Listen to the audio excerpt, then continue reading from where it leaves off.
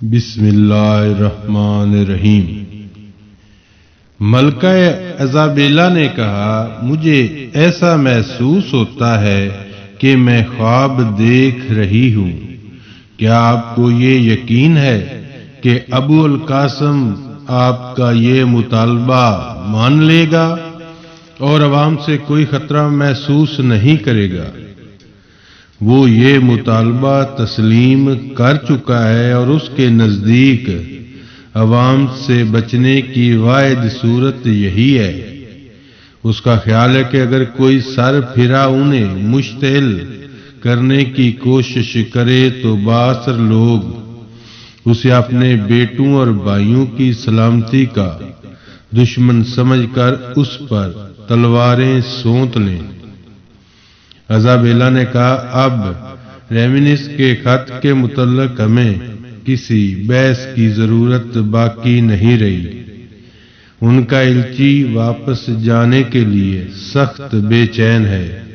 اگر آپ اسے چند منٹ دے سکیں تو اسے کل صبح رخصت کر دیا جائے۔ میں کل اسے ملاقات کے لیے بلا لوں گا۔ آج میں بہت مصروف ہوں۔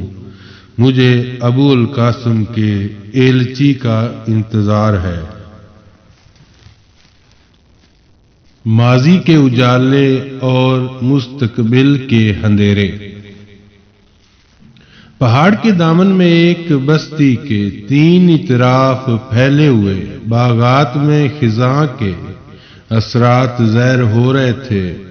جنوب کی سمت سیرا نوادا کی بلند چوٹیوں پر دور دور تک پہلی برف باری ہو چکی تھی۔ سلمیٰ اپنے قلعہ نما مکان کی چھت پر دھوپ میں لیٹی ہوئی تھی۔ 50 سال کی عمر میں بھی اس کے چہرے پر جوانی کی تازگی تھی۔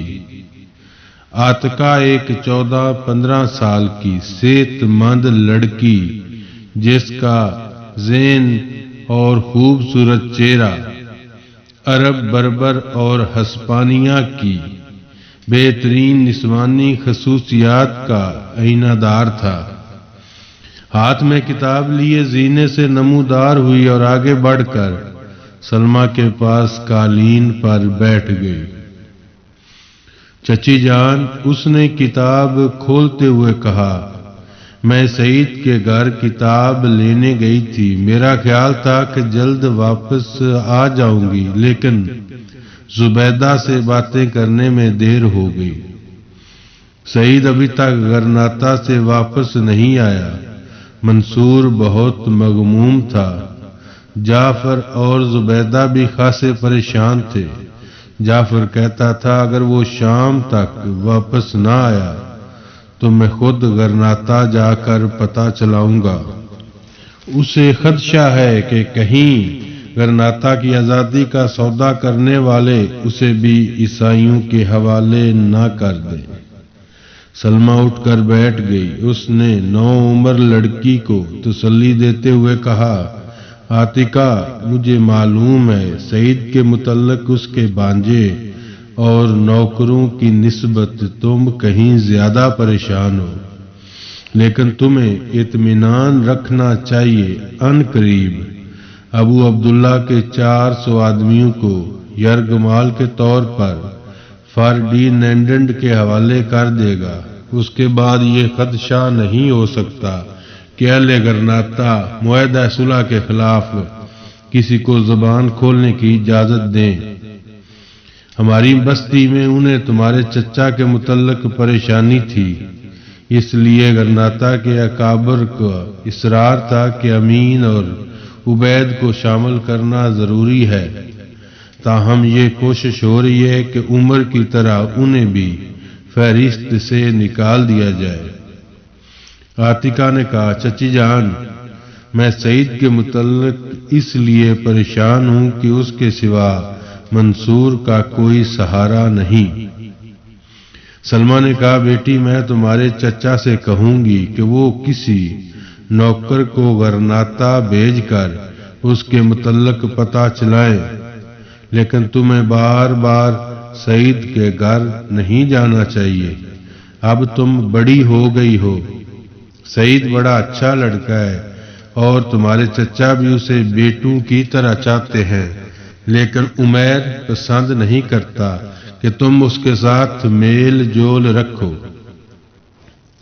عاتکہ کا چہرہ غصے سے تمتما اٹھا اور اس نے کتاب ایک طرف رکھتے ہوئے کہا، اور آپ کو معلوم ہے کہ میں عمیر کا نام سننا پسند نہیں کرتی۔ سلمہ مسکرائی، مجھے معلوم ہے اور مجھے خود بھی اس کی عادات پسند نہیں، لیکن تمہارے چچا اسے عبید اور امین سے زیادہ پیار کا مستحق سمجھتے ہیں، اور ان کا خیال ہے کہ جب تم بڑی ہو جاؤ گی تو ممکن ہے وہ تمہیں اس قدر قابل نفرت نظر نہ آئے۔ چچی جان، آپ کیا کہہ رہی ہیں؟ بیٹی، میرا یہ مطلب نہیں کہ تمہیں کوئی مجبور کر سکتا ہے، لیکن تمہارے چچا جان کہتے تھے کہ عمیر چند دن تک گھر پہنچ جائے گا، اس کی موجودگی کا تمہیں ذرا احتیاط برتنی پڑے گی۔ یوں بھی اب تمہارا گھر سے نکلنا اچھا معلوم نہیں ہوتا۔ میں جعفر کی بیوی سے کہوں گی کہ وہ ہمارے گھر آ جایا کرے۔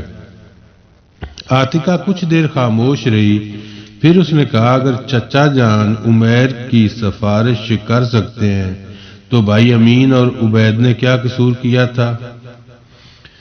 سلمہ نے جواب دیا، وہ انہیں بھی بچانا چاہتے تھے، لیکن ابو القاسم نے یہ کہا کہ اگر آپ کے تینوں بیٹے نکال لیے جائیں تو دوسرے بھی یہ مطالبہ کریں گے، اس لیے ان میں سے صرف ایک کو روک لینے کا وعدہ کر سکتا ہوں۔ عاتکہ نے کہا، اور چچا جان نے امین یا عبید کی بجائے عمیر کا نام پیش کر دیا۔ ہاں، میرا ستیلا بیٹا ان کی کمزوری ہے، اور اس کی ماں بھی ان کی بہت بڑی کمزوری تھی۔ سلمہ نے کہا، ہاں بھائی، وہ میرے لیے ایک قیامت تھی۔ اگر تمہارے چچا کو حامد بن زہرہ کی ملامت کا خوف نہ ہوتا تو اس گھر میں میرا زندہ رہنا مشکل ہو جاتا، لیکن اب وہ مر چکی ہے اور ہمیں اس کے لیے دعا کرنی چاہیے۔ عاتکہ نے کہا، زبیدہ کہتی تھی کہ وہ شبیلیہ کے کسی یہودی خاندان سے تعلق رکھتی تھی اور اس کے والدین غرناطہ میں پناہ لینے کے بعد مسلمان ہوئے تھے۔ ابا جان کو اس سے سخت نفرت تھی اور امی جان بھی اس سے بات کرنا پسند نہیں کرتی تھی۔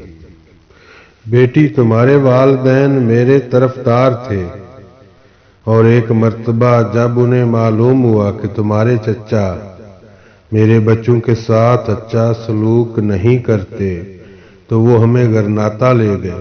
تمہارے چچا جان ابا سے صرف 1.5 سال چھوٹے تھے، لیکن نصیر کے سامنے ان کی پیش نہیں جاتی تھی۔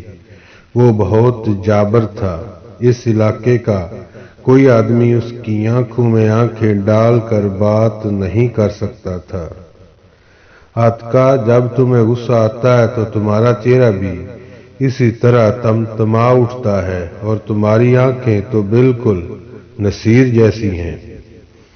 چچی جان، مجھے ان دونوں کا تھوڑا تھوڑا ہوش ہے، لیکن آپ جلدی غرناطہ واپس آ گئی تھی۔ ہاں، عمر کی ماں کی وفات کے بعد تمہارے چچا کو اپنی زیادتی کا احساس ہوا اور مجھے ان کے ساتھ واپس آنا پڑا۔ چچی جان، اگر آپ برا نہ مانے تو میں ایک بات پوچھنا چاہتی ہوں۔ پوچھو۔ کیا یہ ممکن ہے کہ چچا جان دشمن کی غلامی پر مطمئن ہو جائیں؟ نہیں بیٹی، وہ آدمی جس کے 3 بھائی شہید ہو چکے ہوں، جس کے اپنے جسم پر زخموں کے کئی نشان موجود ہوں اور ایک ہاتھ بھی کٹ چکا ہو، وہ عیسائیوں کی غلامی پر کیسے رضامند ہو سکتا ہے؟ لیکن انہوں نے اپنے بیٹوں کو یرغمال بنا کر بھیج دیا ہے۔ کیا اس سے یہ ظاہر نہیں ہوتا کہ وہ دل سے اہل غرناطہ کی شکست تسلیم کر چکے ہیں؟ سلمہ نے جواب دیا، یہ بات کسی کے وہم و گمان میں بھی نہ تھی کہ ابو عبداللہ اور اس کے مشی متارکہ جنگ کی مدت ختم ہونے سے قبل 400 آدمیوں کو یرغمال کے طور پر عیسائیوں کے حوالے کرنے پر آمادہ ہو جائیں گے۔ کاش تمہارے چچا کو غرناطہ کے اکابر اور حکومت کا فیصلہ رد کرنے کا اختیار ہوتا۔ عاتقہ نے کہا، چچی جان، فرض کر لیجئے کہ اگر حامد بن زہرہ اپنے مقصد میں کامیاب ہو جائیں اور ہمیں کسی دن اچانک یہ اطلاع ملے کہ اہل مراکش مصریوں یا ترکوں کا بیڑا ہماری امداد کے لیے اندلس کا رخ کر رہا ہے تو چچا جان کیا کریں گے؟ سعید کہتا ہے کہ اندلس کے مسلمان پھر کسی یوسف بن تاشفین کے منتظر ہیں۔ اسے یقین ہے کہ حامد بن زہرہ ناکام واپس نہیں آئیں گے۔ سلمہ چند ثانیے کرب کی حالت میں عاتقہ کی طرف دیکھتی رہی، پھر اس نے سنبھلنے کی کوشش کرتے ہوئے کہا، تمہیں یہ نہیں سوچنا چاہیے کہ اسلام کے مجاہد میدان میں نکل آئیں گے تو تمہارے چچا کو اندلس کی آزادی کی بجائے اپنے بیٹوں کی جان بچانے کی فکر ہوگی، لیکن اب امیدوں کے سارے چراغ بجھ چکے ہیں۔ اب باہر سے کوئی ہماری مدد کے لیے نہیں آئے گا۔ ہم سے پہلے کرتبہ، اشبیلیہ اور تلیطلا کے مسلمان یہی خواب دیکھا کرتے تھے کہ قدرت کا کوئی معجزہ انہیں عیسائیوں کی غلامی سے بچا لے گا، لیکن اس دنیا میں لوگوں کے لیے کوئی جائے پناہ نہ تھی جنہوں نے اپنے ہاتھوں سے اپنی ہلاکت کے سامان پیدا کیے تھے۔ یوسف بن تاشفین ان لوگوں کی قربانیوں کا صلہ اور انعام تھا جنہوں نے طوفانوں میں امید کے چراغ جلائے تھے۔ اس مرد مجاہد نے علماء حق کی دعوت پر لبیک کہا تھا، جو اسلام کی سربلندی کے لیے قید و بند کی صعوبتیں برداشت کیا کرتے تھے۔ اس زمانے کے ملوک الطوائف گمراہی کا راستہ اختیار کر چکے تھے۔ ان کی باہمی رکاوٹوں نے اندلس کو تباہی کے کنارے پر پہنچا دیا تھا، لیکن قوم کا وزیر اعظم اپنے حال و مستقبل سے غافل نہ تھا۔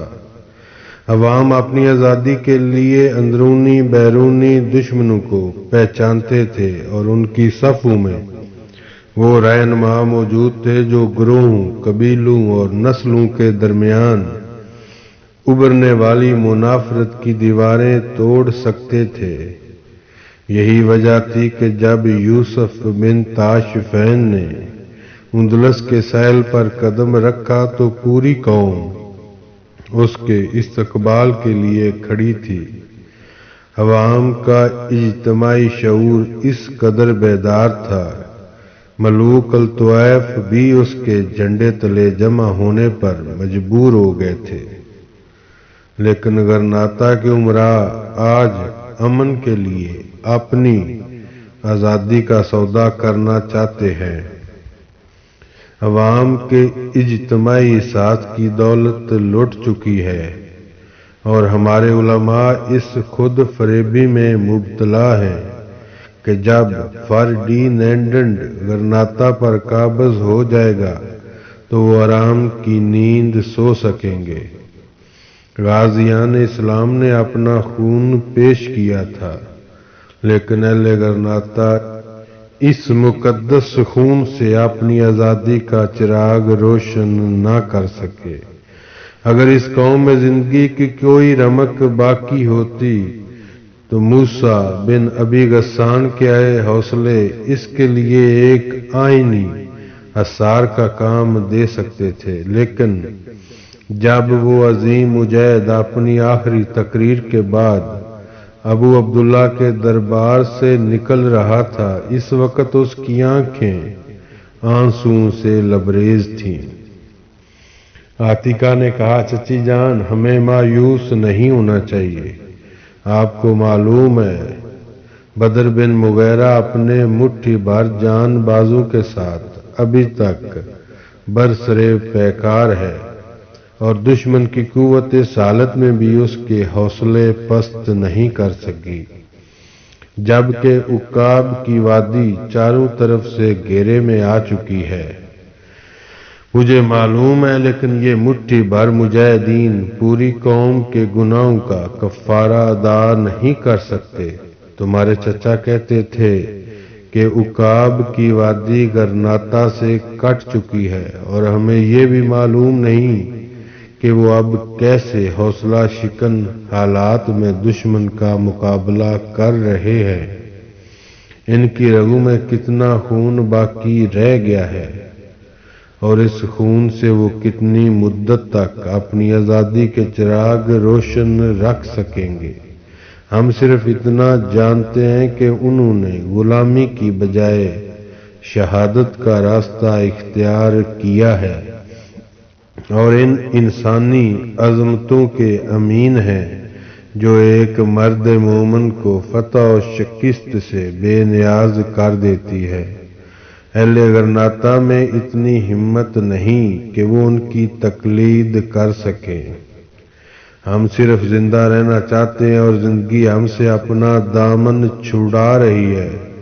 ہماری حالت اس انسان کی سی ہے جو موت کے خوف سے خود اپنا گلا گھونٹ رہا ہو۔ اہل غرناطہ کی بے حسی کا اس سے بڑا اور ثبوت کیا ہو سکتا ہے کہ موسیٰ جیسے اول العزم سپاہی کی چیخیں بھی ان کے ضمیر کو بیدار نہ کر سکیں، اور جب وہ شہادت کی تمنا لے کر ابو عبداللہ کے دربار سے نکلا تھا تو تنہا تھا۔ عاتکہ نے کہا، لیکن غرناطہ کے چند امراء اور علماء پوری قوم کی قسمت کا فیصلہ نہیں کر سکتے۔ مسلمانوں کو صرف کسی حوصلہ دینے والے کی ضرورت ہے۔ خدا کرے حامد بن زہرہ اپنے مقصد میں کامیاب ہوں، پھر ہم دیکھیں گے کہ سیرہ نوادہ کے دامن میں مسلمانوں کی ہر بستی حریت پسندوں کا قلعہ بن چکی ہے، اور غرناطہ کے عوام بھی جاگ اٹھے ہیں۔ سعید کہتا تھا کہ غرناطہ کے عوام اب بھی کسی کے اشارے کے منتظر ہیں۔ غرناطہ کے عوام اس دن کا انتظار کر رہے ہیں جب فردینینڈ الحمرا میں داخل ہوگا، اور چند ہفتوں کے بعد ان کے مقدر کی وہ تاریخ رات شروع ہو جائے گی جس کے لیے کوئی سیر نہیں ہوگی۔ اللہ سے دعا مانگو کہ اگر اس ملک سے بغیر ہمارا کوئی مددگار رہے تو وہ جنگ بندی کی مدت کے اختتام سے پہلے پہلے یہاں پہنچ جائے۔ جہاں تک اہل غرناطہ کا تعلق ہے، انہیں تو اس بات کا بھی یقین نہیں رہا کہ حامد بن زہرہ زندہ ہے۔ خدا کے لیے ایسا نہ کہیے، وہ زندہ ہیں، وہ ضرور آئیں گے۔ بیٹی، میں تمہیں مہوم امیدوں کے چراغ جلانے سے نہیں روک سکتی، لیکن میری نگاہوں کے سامنے ایسی تاریکیاں ہیں کہ میں کسی طرح بھی روشنی کا تصور نہیں کر سکتی۔ چچی جان، میں فردینینڈ کی غلامی نہیں دیکھ سکوں گی۔ جس دن مجھے یقین ہو جائے گا کہ اب ہمارے لیے غلامی کے سوا کوئی چارہ نہیں تو میں یہاں نہیں رہوں گی۔ میں اپنے ماموں کے پاس چلی جاؤں گی اور الفجارہ کے حریت پسندوں کے ساتھ بھوکا رہنا پسند کروں گی۔ ابا جان کہا کرتے تھے کہ اس دنیا میں ایک مسلمان کے لیے آزادی کی زندگی سے بڑا انعام شہادت کی موت ہے۔ عاتکہ کی آنکھوں سے آنسو چھلک رہے تھے اور وہ اچانک اٹھی اور آنسو پوچھتی ہوئی چھت کے کنارے پر پہنچ کر جنوب مشرق کی طرف سیرہ نوادہ کی برفانی چوٹیوں کی طرف دیکھنے لگی۔ سلمان نے اٹھتے ہوئے کہا، عاتکہ آؤ، اب ہوا سرد ہو رہی ہے، आतिका ने मुड़ कर देखे बगैर जवाब दिया, चची जान आप चलिए, मैं अभी आती हूँ। सलमा जीने की तरफ चल पड़ी। आतिका थोड़ी देर बाद दाएं तरफ मुड़ी और छत के दूसरे किनारे एक गज ऊंची मंडेर पर कोनियां टेक कर मगरब की तरफ देखने लगी और माजी के धुंधलकों में खो गई। अब उसके सामने वो खड्ड था जो इस पहाड़ी बस्ती को दो हिस्सों में तकसीम करता हुआ शुमाल की वादी के नशीब में एक नदी के किनारे चला जाता था।